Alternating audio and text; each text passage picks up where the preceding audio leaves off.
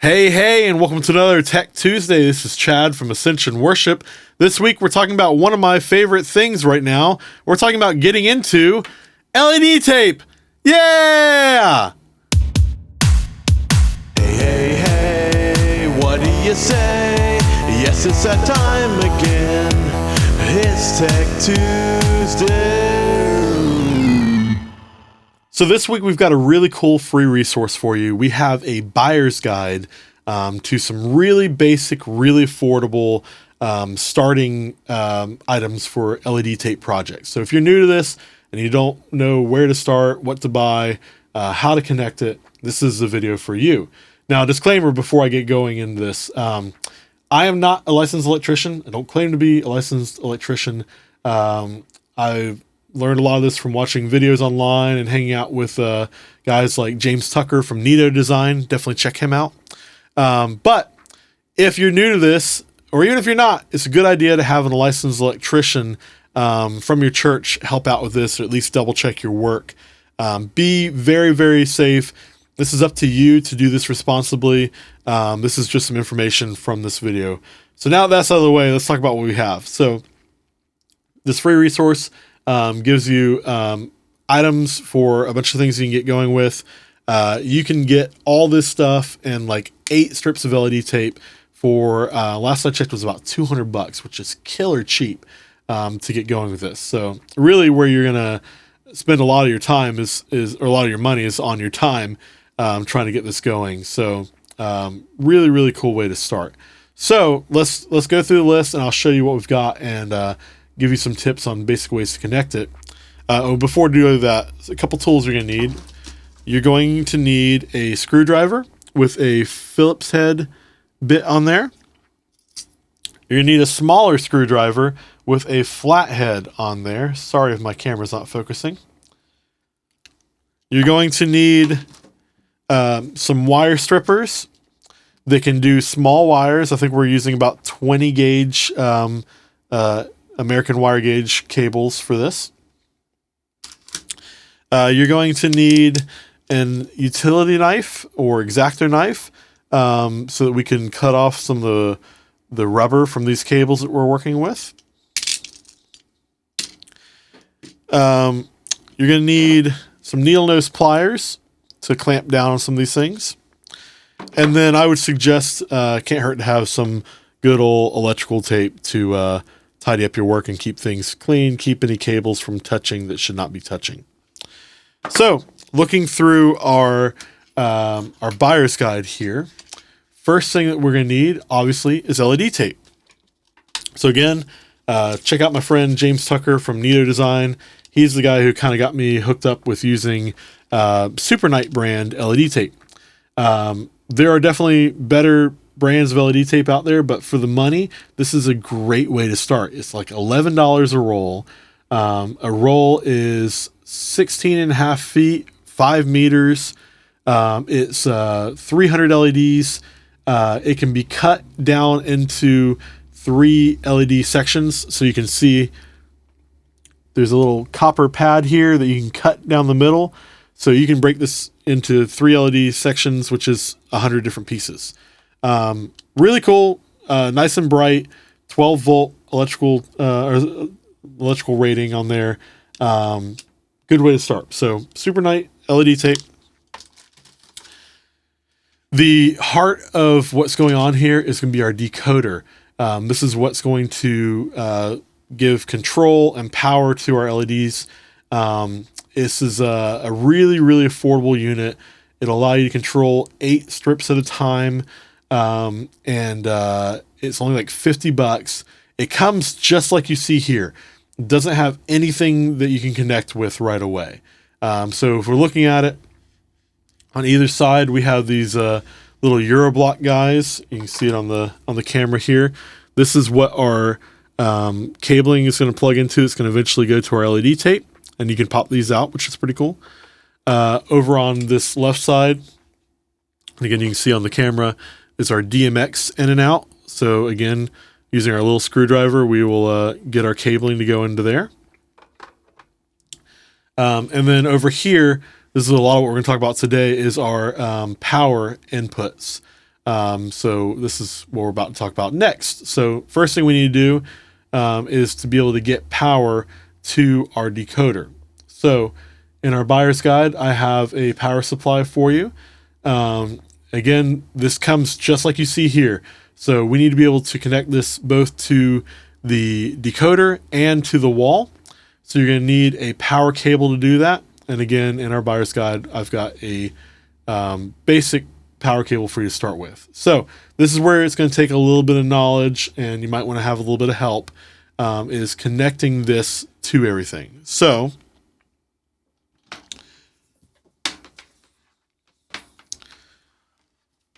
look on the screen here. You got two ends. You got your 3-prong end that's going to go into the wall, and then your other end. We don't need this end. You don't have to use this cable necessarily. You can use an old one you got lying around the house. I would suggest that you make sure that it's black so that it can kind of hide in the background, and make sure it's not super thin. You need something that's going to be thick enough to handle the amount of juice that you're going to be pulling through this thing. So we're going to cut this into 3 pieces. From the wall, and again, make sure this is never plugged in while you're doing this, but you're going to have from the wall a decent sized piece that's going to go into your power supply. And then you're going to cut off 2 more smaller pieces that are going to go from the power supply to the decoder. We're going to use, and I'm not going to do this on the video today just because I'm sure you can figure this out. If you need more help, leave a comment below. But what you're going to do is cut it up. You're going to use your X-Acto knife. And what you want to do is kind of bend the cable pretty tight, make a small nick in the rubber of this. Be careful you don't go too deep because you don't want to cut the cables on the inside. But what you're going to do is you're going to cut off that and then bend it so that it starts to release, and then you can pull off the rubber and have the exposed cables on the inside. On this particular cable, and double check this for whatever cable you buy and whatever country you're in, but there are 3 colors of cables inside of here. There's a black, a white, and a green. So looking at my power supply here, sorry it's messy, but you can see over on this side here, we've got a black, a white, and a green. And then on this particular power supply, it's set up to where from right to left is positive, negative, and then ground. And that's how our cables are for our power cable. Black is positive, white is negative, green is ground. And again, don't take my word for that. Always double check it. I didn't mention this in the tools you'll need, but a continuity tester, so a cable tester, would be a good idea to have as well, just so you can verify these things before you get them all plugged in. Now, when it's time to actually test it and make sure it works, there's a green light on the power supply that you'll see. It's always a good idea, this is on the next page here, to have a power strip between your cable you just made and the wall, just in case something's wrong. You got something that can kind of trip and keep it from going crazy. And you got a quick way to turn it off if you need to do that. Now, the one that's on here is very cheap, very affordable. I did not realize this before I ordered it, but it doesn't actually have a light in the red switch to let you know when it's on or off. It does have indicators on there that say on or off, but one thing I would suggest is maybe get a nicer version of this. The only reason I didn't put a different one on the buyer's guide is I didn't want to put anything on there I hadn't actually tested myself when it comes to power. So it's up to you. This works fine. I used it when I built this together. Just make absolutely certain that it's off before you start messing with the power cable. If you need to be really certain, unplug it for the wall, just as an added sense of security. But do be very, very careful with that. So once we have that connected, again, we're going to take our 2 smaller pieces. We've got over on the other side, we've got 3 positive outputs. So 3 positive, and then in the middle, we've got 3 negative, and we'll use our other smaller strips that we cut to go from that into our encoder. And again, it's labeled DC positive and negative. So just make sure you get that all wired up correctly. Once that's all working and you got it all powered up, you'll see a power light come on to indicate that everything's good. Also, I forgot to mention this. Before you start doing all that, on this side, there's a switch that goes between, was it 110 and 220? When I got this in the mail, it came at 110, which is what we needed. If you're in a different country, you need to double check that. It's always a good idea, depending on where you buy these from. Sometimes they're set for the American voltage, sometimes they're not. So again, double check that before you plug anything in. Cool. Let's talk about DMX. So you're going to need a way to connect this to your computer so you can control what colors are going on what. So again, there's a little Euroblock connector on there that you can plug into. I actually made this cable using some Cat5 and a spare XLR connector. This whole video, I wanted to make it really easy. So I had to solder this. Rather than doing any soldering, one thing somebody suggested online, I think this is genius. I don't know why I never thought of it before. Instead, you can just buy, again, on Amazon, a really cheap, short DMX cable, cut it in half, and then just wire that in. So that's what I've got suggested on here for you. It's like a 1-foot cable, cut it in half, wire it in, again, using your little screwdriver and your wire strippers so you expose the cable. If you do not get the signal passing correctly, if you're not familiar with how to do this, again, you go online and look up the wiring scheme. One thing to be careful of is audio cables. The positive connection is on pin 2. On DMX, it's on pin 3. So if you're using the wrong kind of cable or you get confused or whatever, you could just have your positive and negative flip. So just try and switch that the other way around. Once you turn it on, plug it in here, and you have DMX going. One thing that's really nice on this is there is a light that'll indicate that you have a DMX signal. Even if you don't have control over your lights yet, at least you know you've got DMX. Otherwise, it could just be a programming error. So that will only work if you get it wired up correctly. So that's a really good visual indicator. You also have a DMX out. So again, double check that you got your positive and your negative correctly. It's always a good idea to test this by putting another light in the chain and send signal to that other light. Make sure that's working as well. Next, we're going to actually connect to the LED tape. So there's a few different ways to do this. What I've got on here for you is the one of the cheapest ways, simplest ways to do, and that's by using ribbon cable. This is the one that we have on the link. Very, very cheap. I think it's 30 feet for like $7. There are 4 colors on this tape. There's red, green, blue, and black. The LED tape we're using is red, green, blue, and then power. So your power will go to your black cable. So this is going to connect to our DMX encoder. You just kind of separate these cables out. Use your wire strippers to expose a little bit of cable, and then use your small screwdriver to put it into the terminal blocks. You can see on the screen here, it's very clearly labeled red, green, blue, and then V plus is your power. So again, your black cable. So once you have that connected in there, again, do this while it's all off. Now you need to connect your ribbon cable to your LED tape. I don't want you to have to do any soldering for your first time because soldering to LED tape is not fun. So instead, I posted these guys. These are Greiver strip to wire connectors. They're a little bit expensive compared to other ones out there, but they are far superior to the cheaper white ones that you get online. Those white ones, they don't connect very well. And then if you move the cable at all, it will either lose colors or it might short out, because the pins are touching the wrong way. This works much, much better. It's made to work with waterproof LED tape, which is what we have on the buyer's guide. And I feel like even though this isn't made to be in the water, the silicone that's on here that makes it waterproof, gives it a good friction texture going on there. So these help to grab on a lot better and be a lot more secure. So that's why I suggest using that.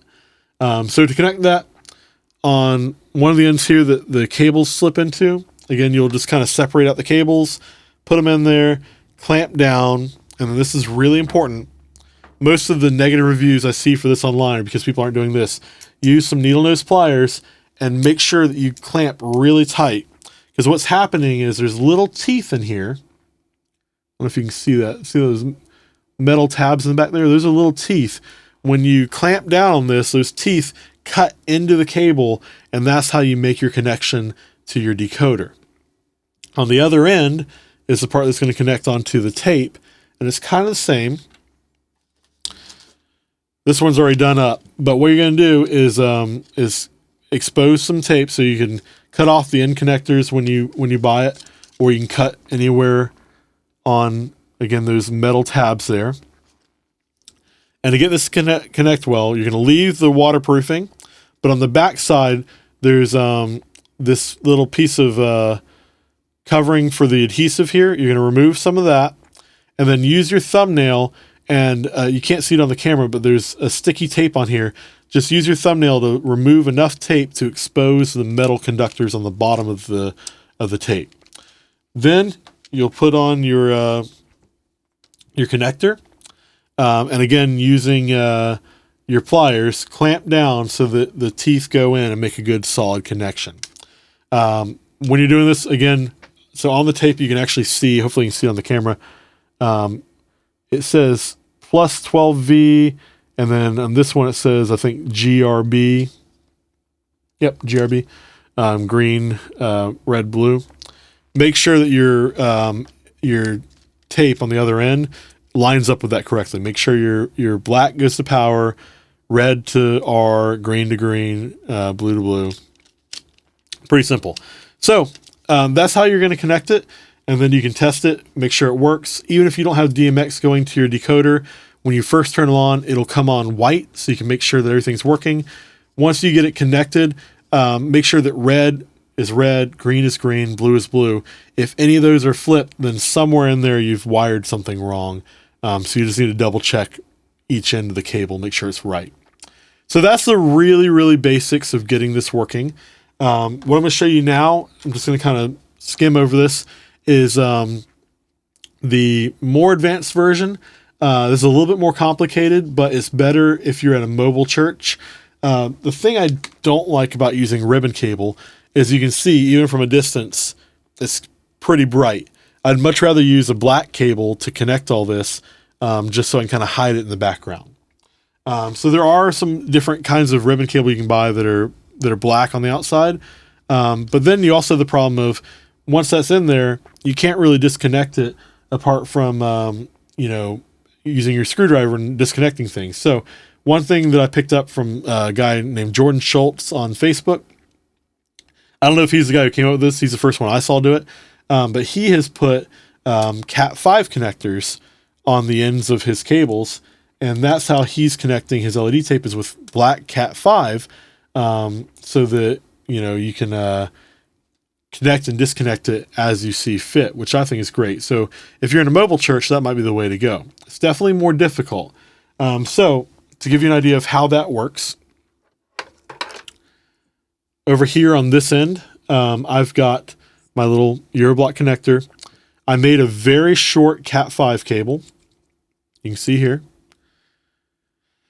And then I took the pairs and put them together. There are 4 pairs. Well, we need 4 cables for this. So for my red, I've got orange and orange-white spliced together. Green is green and green-white. Blue is blue and blue-white. Power is brown and brown-white. I don't know if you'll be able to see that on there, but those are what's connected into my connector here. I'm then using a cheap Cat5 keystone coupler, so that this will be female. And then a good idea is to then take your electrical tape and tape those together, just so if you have volunteers connecting, disconnecting this each week, they're not going to accidentally lose the keystone coupler. Now you can see this disconnects. So some churches will use the ribbon cable and then just disconnect this, but I feel like this is a much more elegant solution, and it's not fun trying to take these in and out each week. Over on the other end, again, we've got a small Cat 5 cable that I made with a coupler. This is the most tedious part that will require soldering.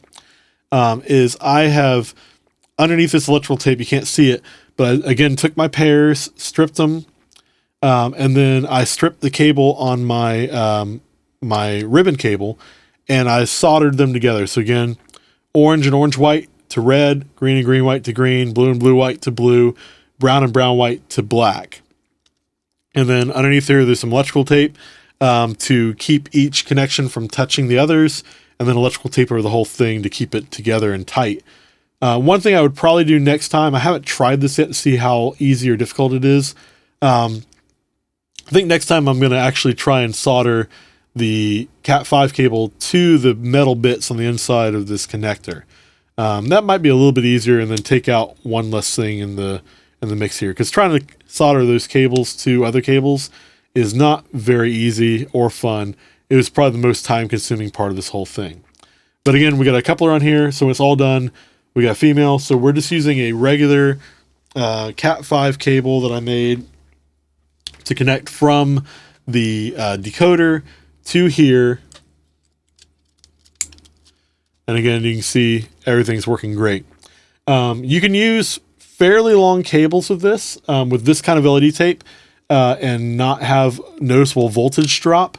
I have, just to test it, run about 50 to maybe 75 feet of cable and did not see any noticeable voltage drop, which is pretty cool. I wouldn't suggest trying to do that on purpose, but it's cool to know that you can. So that's pretty much it. You just need those items and you can get up and rolling and make your own designs. Please feel free to post pictures of what you've come up with. If your church is using something else that you think would be a good item to share with the community online here, please feel free to leave a comment below. Make sure that you're being friendly and supportive of everybody on here. Again, be careful. Make sure you have an electrician or somebody with you to help you if you need. Be very, very careful when you're doing this. But it's really, really fun to do. So if you have any questions, please leave them in the comments. Don't forget to like, subscribe, and share. And until next time, have a great week. Again, this is Chad from Ascension Worship. I hope this has been helpful for you and your team. Come back here every Tuesday for new information.